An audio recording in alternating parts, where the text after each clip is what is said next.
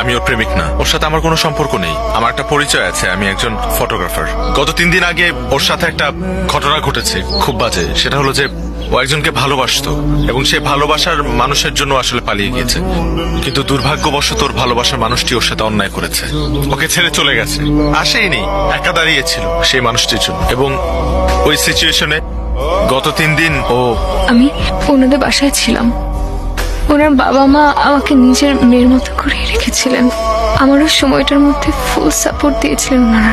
শুধু একটা রিকোয়েস্ট আপনাদের 4 জনের কাছে, ওকে না ওই আগের কথাটা মনে করিয়ে দিবেন না, ওকে কিছু বলবেন না, কারণ ও আবার আপসেট হয়ে যাবে। থ্যাঙ্কস ব্রাদার, তুমি আমার ফ্যামিলির জন্য যে কাজটা করেছো সেটার জন্য আমার ফ্যামিলি সারা জীবন তোমার কাছে কৃতজ্ঞ থাকবে। গত 3টা দিন আমাদের ফ্যামিলির উপর দিয়ে কি গেছে সেটা আমরা ছাড়া কেউ জানে না। তুমি না থাকলে জিনিসটা হয়তো আরো খারাপ হতে পারত। এটা তোমার বাসা মনে করবা, তুমি আজকে থেকে আমার পরিবারেরই একটা অংশ। যখন মন চাইবে চলে আসবা।